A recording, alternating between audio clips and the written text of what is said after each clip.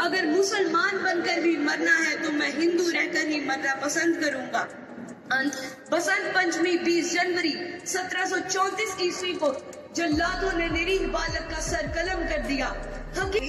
हमारे शहर में जो नए IAS अधिकारी आए हुए हैं, सिमरनदीप जी, डीसी साहब ने उनको अपनी जगह भेजा। डीसी साहब के व्यस्त है, आप आकर 2 फूल चढ़ाइए। ये हमारे जनरल सेक्रेटरी 1719 ईस्वी में हुआ था। वे पिता बागमल जी के इकलौते पुत्र थे। पिता बागमल जी चाहते थे कि वह पढ़ लिख कर एक बड़े अधिकारी बने, इसलिए उन्होंने अपने बेटे को पढ़ने के लिए एक मदरसे में भेजा। जी थे मौलवी जी एक बार जब अपनी कक्षा में नहीं थे तो मदरसे के कुछ बच्चों ने उन्हें दिखाते हुए कहा, नहीं मेरा खेलने का मन नहीं है। जब उन लोगों ने उन्हें भवानी की सौगंध, मेरा खेलने का बिल्कुल मन नहीं है।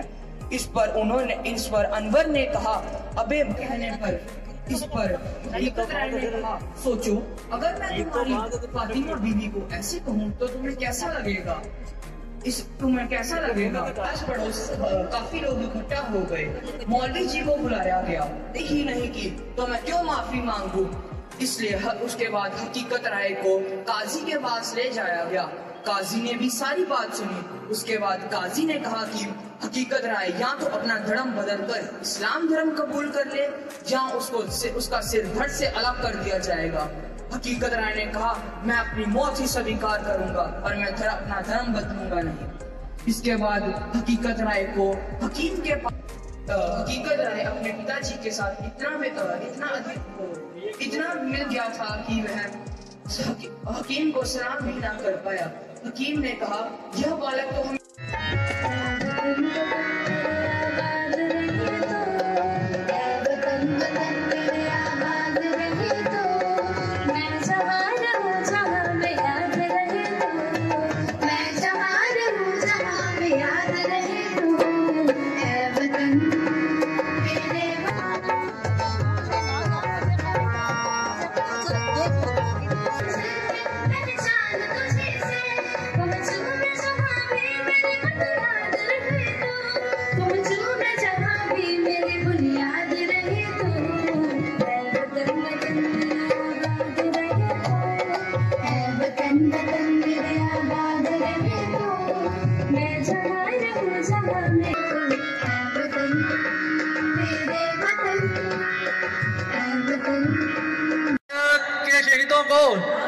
भारत के शहीदों को वीर शहीद हकीकत राय बाल शहीद 1734 में बसंत पंचमी के दिन, जब इसने अभी 15वां वर्ष पूरा नहीं किया था, 14 साल और कुछ महीने का था, 15वां बसंत नहीं देखा था।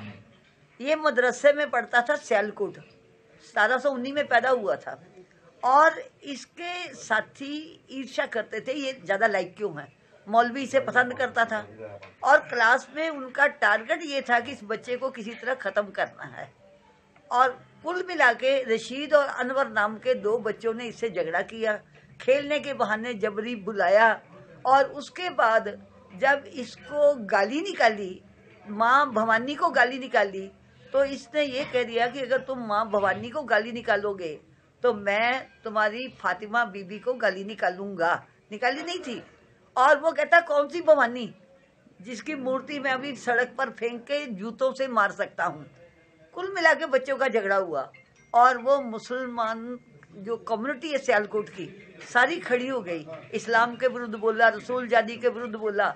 और करते कराते लड़ाई झगड़ा करते ये पहुंच गए जकरिया खान सरहंद के जो तब का नवाब था उसके दरबार में। मौलवी पसंद करता था, जो वहाँ का निजाम था उसने भी पाया कि बच्चा बेकसूर है, पर काजी के आगे बोला कोई। धर्म के नाम पर जितने कत्ल होते हैं, धर्म के नाम पर उतनी सेवा नहीं होती।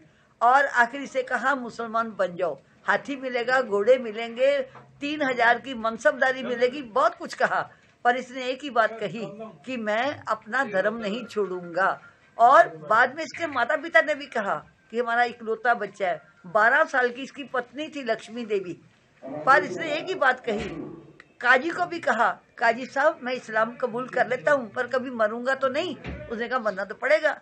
बालक का हकीकत ने हाथ में बेड़ियां, पाँव में बेड़ियां, कमर में पत्थर और लाहौर की तरफ जब ले जा रहे थे, तब भी एक ही बात कही कि मैं मरूंगा तो अपने धर्म में मरूंगा। हमारे सामने प्रेरणा है ना, हकीकत से पहले गुरु गोविंद सिंह जी के बच्चों का भी बलिदान हो चुका था। एक प्रेरणा है हमारे सामने। और उस समय इसको आधा गड़ा लाहौर में, आधा गड़ा जमीन के अंदर, आधे शरीर पर पत्थर मारे। जब ये बिल्कुल क्षत विक्षत हो गया तो फिर इसका सिर काटा